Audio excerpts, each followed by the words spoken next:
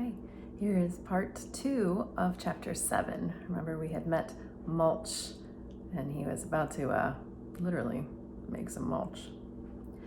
Mulch followed a loamy vein through a volcanic fold in rock. Nice consistency, not too many loose stones, plenty of insect life too. Vital for strong, healthy teeth, a dwarf's most important attribute, the first thing a prospective mate looked at. Mulch went low to the limestone, his belly almost scraping the rock. The deeper the tunnel, the less chance of subsidence on the surface. You couldn't be too careful these days, not with motion sensors and landmines. Mud people went to extraordinary lengths to protect their valuables, with good reason as it happened. Mulch felt a vibration cluster to his left. Rabbits. The dwarf fixed the location in his internal compass, always useful to know where the local wildlife hung out. He skirted the warren, following the manor foundations around in a long northwesterly loop. Wine cellars were easy to locate. Over the centuries, residue seeped through the floor, infusing the land beneath with the wine's personality. This one was a somber, nothing daring here. A touch of fruit, but not enough to lighten the flavor. Definitely an occasion wine on the bottom rack. Mulch burped. That was good clay. The dwarf aimed his scything jaws skyward, punching through the floorboards. He hauled himself through the jagged hole, shaking the last of the recycled mud from his pants. He was in a blessedly dark room, perfect for dwarf vision. His sonar had guided him to an uncovered spot in the floor. 3 feet to the left, and he would have emerged in a huge barrel of Italian red. Mulch rehinged his jaw and patted across to the wall. He flattened a conch-like ear to the red brickwork. For a moment, he was absolutely still, absorbing the house's vibrations. A lot of low-frequency humming. There was a generator somewhere, and plenty of juice running through those wires. Footsteps, too, way up, maybe on the 3rd floor, and close by, a crashing sound. Metal, on concrete. There it was again. Someone was building something, or breaking something down. Something skittered past his foot. Mulch squashed it instinctively. It was a spider. Just a spider. "Sorry, little friend," he said to the gray smear. "I'm a bit on the jittery side." The steps were... reminds me of the day that Mr. Williams was in the room and I didn't notice him. Mrs. Ski is also on a bit of a jittery side. Nearly hit the ceiling there. The steps were wooden, of course, more than a century old, too, by the smell of them. Steps like that creaked as soon as you looked at them, better than any pressure pads for giving away intruders.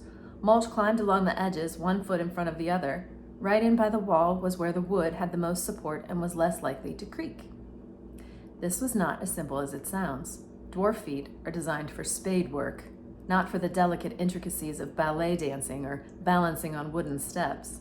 Nonetheless, Mulch reached the door without incident. A couple of minor squeaks, but nothing that would be detectable by human ears or hardware. The door was locked, naturally, but it may as well not have been for all the challenge it presented to a kleptomaniac dwarf. Mulch reached into his beard. Wait till you visualize this. Reached into his beard, plucking out a sturdy hair. Dwarf hair is radically different from the human variety. Mulch's beard and head hair were actually a matrix of antennae that helped him to navigate and avoid danger below ground. Once removed from its pore, the hair immediately stiffened in rapid rigor mortis. That means it got really stiff and hard, it just like metal. Mulch twisted the ends in seconds before it became completely rigid. A perfect pick for a lock. 1 quick jiggle and the lock yielded. Only 2 tumblers, terrible security, typical of humans. They never expected an attack from below. Mulch stepped onto the parquet corridor. The whole place smelled of money. He could make a fortune here if only he had the time. There were cameras just below the architrave, tastefully done, nestling in the natural shadows, but vigilant nonetheless. Mulch stood for a moment, calculating the system's blind spot. 3 cameras on the corridor, 90-second sweep. No way through. "You could ask for help," said a voice in his ear. "Foley?" Mulch pointed to his wired eyeball at the nearest camera. "Can you do anything about those?" he whispered. The dwarf heard the sound of a keyboard being manipulated, and suddenly his right eye zoomed like a camera lens. "Handy," breathed Mulch. "I gotta get me one of these." Root's voice crackled through the tiny speaker. "No chance, convict. Government issue. Anyway, what would you do with one in prison? Get a close-up of the other side of your cell?" You're such a charmer, Julius. What's the matter? Are you jealous because I'm succeeding where you failed? Root's foul swearing was drowned out by Foley. Okay, I've got it. Simple video network, not even digital. I'm going to broadcast a loop of the last 10 seconds to every camera through our dishes. That should give you a few minutes. Mulch shuffled uncomfortably. How long will that take? I'm a bit exposed here, you know. It's already started, replied Foley, so get moving. Are you sure? Of course I'm sure. It's elementary electronics. I've been messing with human surveillance since kindergarten. You'll just have to trust me. I'd rather trust a bunch of humans not to hunt a species to extinction than trust an LEP consultant, thought Mulch, but aloud he said, Okay, I'm on my way, over and out. He sneaked down the hall. Even his hands were sneaky, patting the air as if he could somehow make himself lighter. Whatever the centaur did must have worked, because there were no agitated mud people racing down the stairs, waving primitive gunpowder weapons. Stairs. Ah, stairs. Mulch had a thing for stairs. They were like pre-dug shafts. He found that inevitably the best booty lay at their summit. And what a stairway. Stained oak, with the intricate carvings generally associated with either the 18th century or the obscenely rich. Mulch rubbed his finger along an ornate banister. In this case, probably both. Still, no time to moon about. Stairways did not tend to remain deserted for long, especially during a siege. Who could tell how many bloodthirsty troopers waited behind each door, eager for a fairy head to add to their stuffed trophy wall? Mulch climbed carefully, taking nothing for granted. Even solid oak creaked. He stuck to the borders, avoiding the carpet inlay. The dwarf knew from Conviction 8 how easy it was to conceal a pressure pad beneath the deep shag of some antique weave. He reached the landing with his head still attached to his shoulders, but there was another problem quite literally brewing. Dwarf digestion. Due to its accelerated rate, it can be quite explosive. The loosely packed soil on the Fowl estate was very well aerated, and a lot of that air had entered Mulch's tubes along with the soil and minerals. Remember I told you that bathroom humor was coming? Get ready. Now the air wanted to get out. Dwarf etiquette dictated that gas be passed while still in the tunnel, but Mulch didn't have time for manners. Now he regretted not taking a moment to get rid of the gas while he was in the cellar. The problem with dwarf gas was that large deposits couldn't go up, only down. Imagine, if you will, the catastrophic effects of burping while digesting a mouthful of clay. It would be a total system backup. Not a pretty sight. Thus, dwarf anatomy ensured that anything above the level of a soda burp passed below, actually aiding in the expulsion of unwanted clay. Mulch wrapped his arms around his stomach. He'd better get out of the open. A blowout on a landing like this could take out the windows. He shuffled along the corridor, skipping through the first doorway he encountered. More cameras. Quite a lot of them, in fact. Mulch studied the lens's sweep. 4 were surveying the general floor space, but another 3 were fixed. Foley? You there? Whispered the dwarf. No. The typical sarcastic reply. I have much better things to do than worry about the collapse of civilization as we know it. Yes, thank you. Don't let my life being in danger interrupt your merriment. I'll try not to. I have a challenge for you. Foley was instantly interested. Really? Go on. Mulch pointed his gaze at the recessed cameras half hidden in the swirling architrave. I need to know where those 3 cameras are pointing. Exactly. Foley laughed. That's not a challenge. Those old video systems emit faint ion beams, invisible to the naked eye, of course, but not with your iris cam. The hardware in Mulch's eye flickered and sparks. Ow! Sorry, small charge. You could have warned me. Oh, I'll give you a big kiss later, you baby. I thought dwarfs were tough. We are tough, and I'm going to show you just how tough when I get back. Root's voice interrupted the posturing. You won't be showing anyone anything, convict, except perhaps where the toilet is in your cell. Now, what do you see? Mulch looked at the room again through his ion-sensitive eye. Each camera was emitting a faint beam, like the last evening sun rays. Oh, that's when your shadow would be the longest, scientists. The rays pooled on a portrait of Artemis Fowl Sr. Oh, not behind the picture. Come on, please. Mulch placed his ear against the picture glass. Nothing electrical. Not alarmed, then. Just to be sure, he sniffed the frame's edge. No, No plastic or copper, wood, steel, and glass, some lead in the paint. He curled a nail behind the frame and pulled. The picture came away smoothly, hinged on a side, and behind it, a safe. "It's a safe," said Foley. "I know that, you idiot. I'm trying to concentrate here. If you want help, tell me the combination." "No problem. Oh, by the way, there's another little shot coming. Maybe the big baby would like to suck on his thumb for comfort." "Foley, I'm going to..." Ow! There, that's the x-ray on. Mulch squinted at the safe. It was incredible. He could see right into the works. Tumblers and catches stood out in shadowy relief. He blew on his hairy fingers and twisted the combination dial. In seconds, the safe lay open before him. "Oh," he said, disappointed. "What is it?" "Nothing. Just human currency. Nothing of value." "Leave it," ordered Root. "Try another room. Get going." Mulch nodded. Another room, before his time ran out, but something was bothering him. If this guy was so clever, why did he put the safe behind a painting? It was such a cliche. Totally against form. No, something wasn't right here. They were being duped somehow. Mulch closed the safe, swinging the portrait back into position. It swung smoothly, weightless on the hinges. Weightless. He swung the picture out again and back in. "Convict, what are you doing?" "Shut up, Julius. Quiet for a moment, Commander." Mulch squinted at the frame's profile. A bit thicker than normal, actually quite a bit thicker. Even taking the box frame into account, 2 inches, he ran a nail down the heavy cartridge backing and stripped it away to reveal another safe.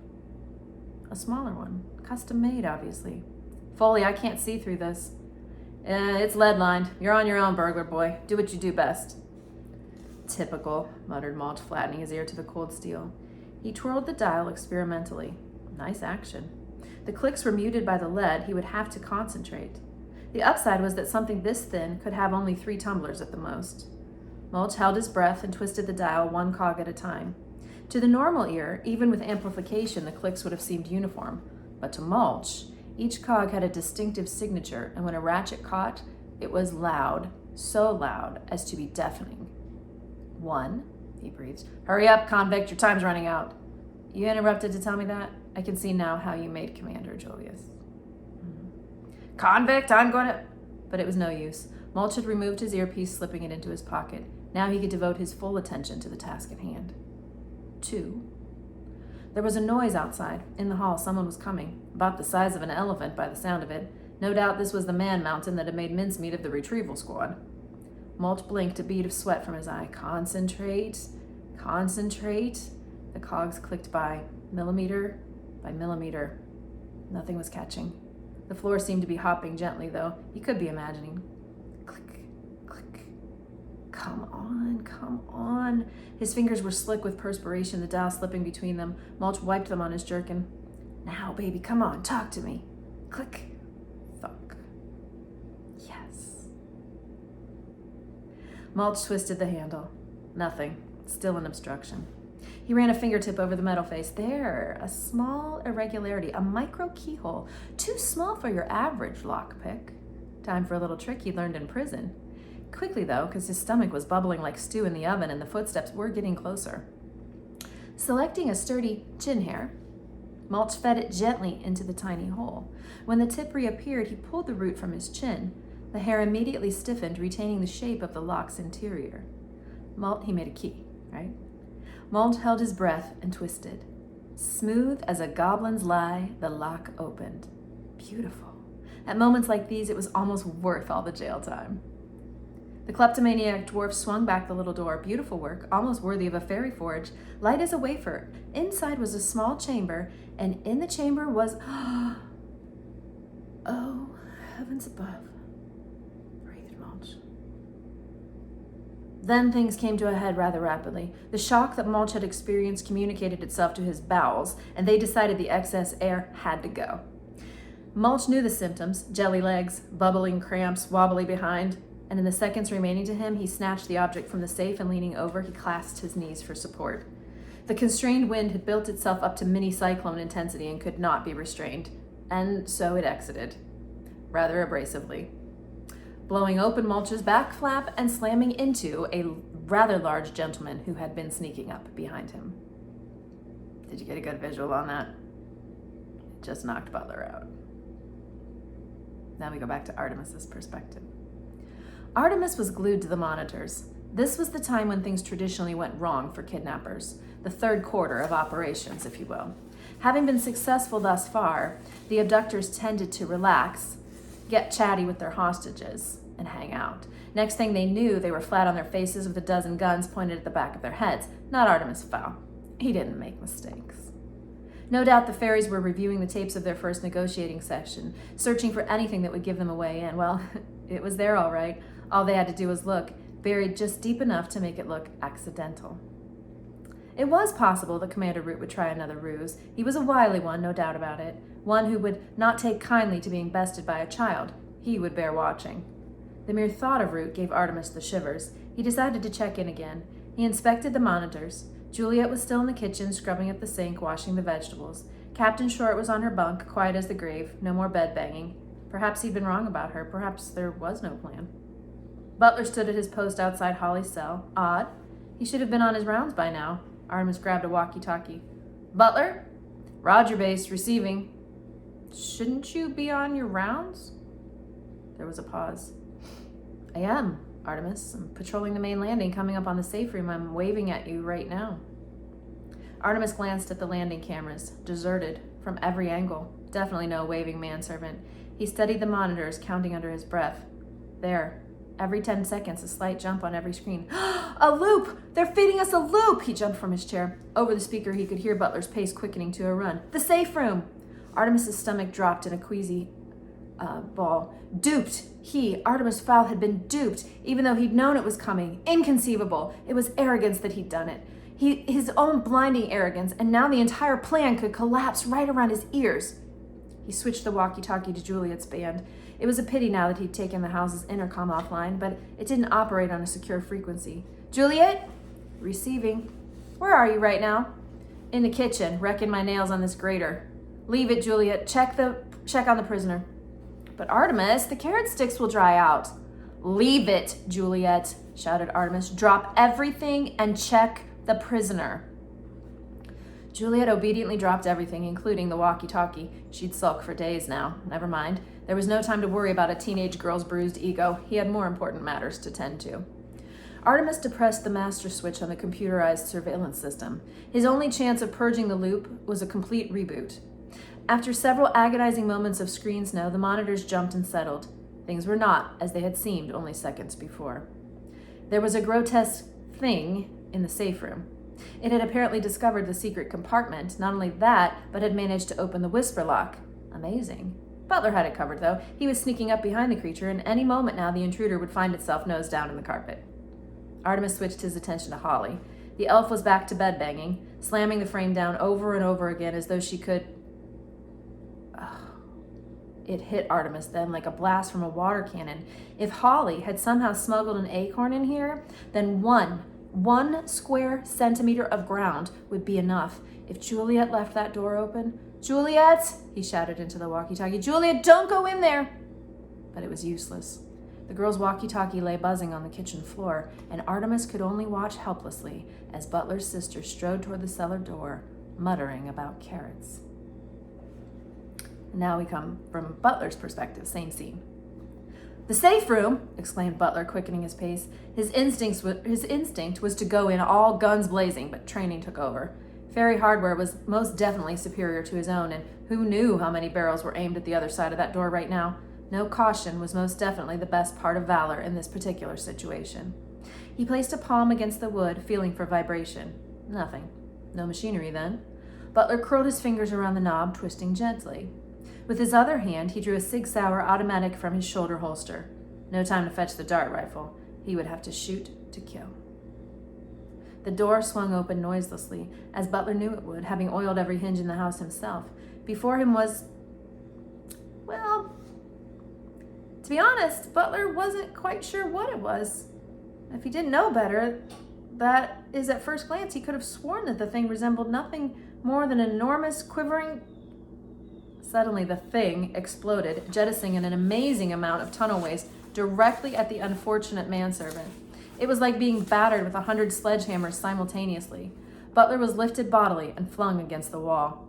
And as he lay there, consciousness slipping away from him, he prayed that Master Artemis hadn't managed to capture that moment on video. More next time.